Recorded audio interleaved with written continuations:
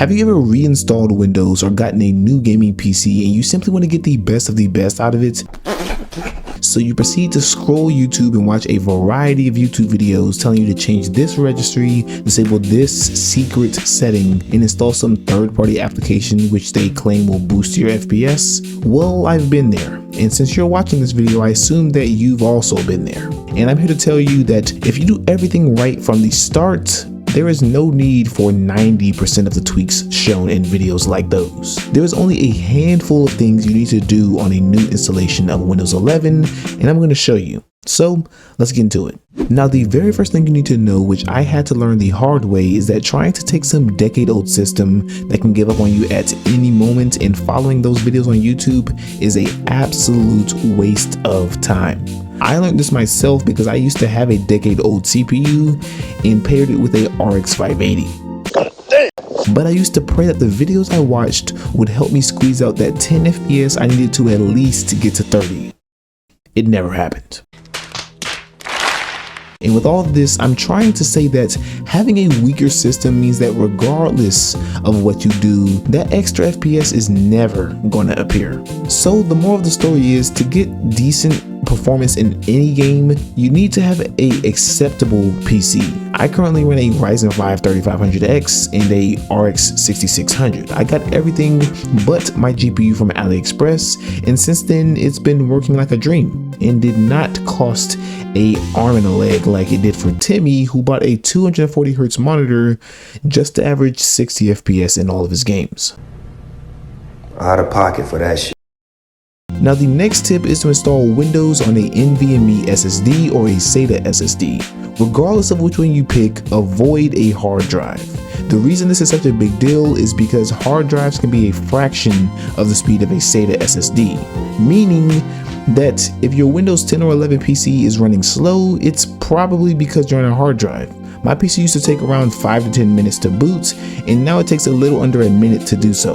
Now, one point I can make is that if you can't get a NVMe SSD for your system, using a SATA SSD is just fine. That's what I use. NVMe drives are a lot faster than SATA SSDs, but regarding games like Stalker 2 and Black Myth Wukong that prefer SSDs, both games run perfectly using a SATA SSD. So just know that the choice between NVMe or a SATA SSD is completely up to preference, and both will give you the satisfying loading times and boot speeds. You can still use hard drives, just not for the main games or your boot drive.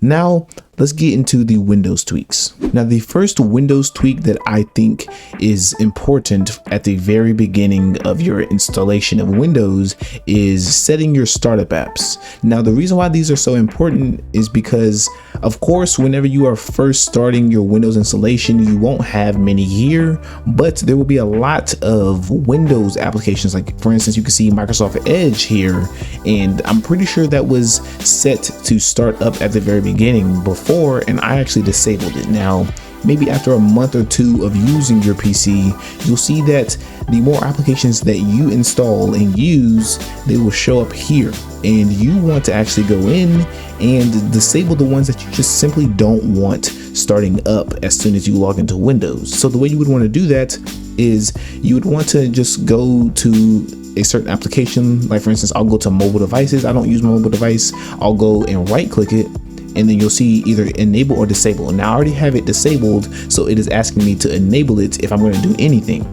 If I was to go to security health sys tray, you'll see that it says disable, and I can disable it, and the security health system tray will not start up at the very beginning, and I will actually have to start it up myself. So that's basically how this works. Now, the next Windows tweak, which I would personally say is less important, is your power options. You want to make sure that your power options is at least set to high performance or ultimate performance. Now, on a new installation of Windows 11 or 10, you won't automatically have ultimate performance. I will leave a link in the description to an article which will show you exactly how to get ultimate performance.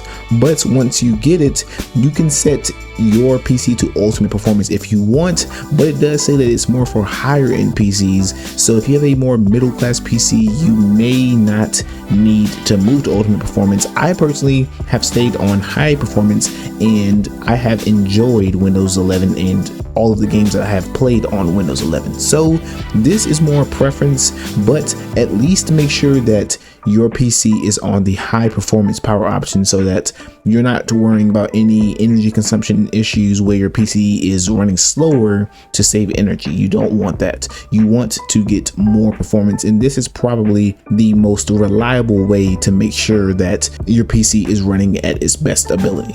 Now, the next Windows tweak is configuring your paging file. All you want to do is click Windows plus R, then type in sysdm.cpl. Then a window should pop up that is System Properties. Go to Advanced, go to Performance Settings, then go to Advanced, and then you should see Virtual Memory. Now, the reason why this is so important is because virtual memory can take place of your actual system RAM whenever you run out of RAM. So basically what virtual memory does is it uses your hard disk to store the same information that your RAM would store, and that can also boost performance in some ways, and it can actually avoid certain crashes where you may run out of system RAM, and it can revert back to using your hard disk to kind of compensate for the missing RAM. Now what you want to do is you want to click Change, and then under the virtual memory you should see automatically manage paging file size for all drives. Now you want to make sure that this is enabled. You do not want to set a custom size, and the reason why is because I tried doing that before and I ran into plenty of issues because I set a certain amount of space to my boot drive, which caused my system to have issues in the long run. So instead of setting a certain amount to yourself, you want your system to manage it at all times so it can allocate as much as it needs. Now, the last Windows tweak of this video is using game mode. Now, game mode can be pretty iffy because game mode can cause issues in some games but can be really great in others, so you do really want to test this. I found that game mode is best off, so you might want to turn it off, but if you do find that game mode works well for a certain game that you're playing, you can also enable it. But I do find that in some cases you're really just enabling game mode and then disabling it again, and I would say that, in my opinion, just keep it off unless you have a certain game that works great with game mode. But yeah, that's pretty much it. Now, there are probably a few more that I'm missing, and I will probably make a part 2 in the future, but until then, just stay away from any tweaks that ask you to change the registry, any that ask you to disable Windows services, or any that tell you to install a third-party application and claim that it will make your dreams come true.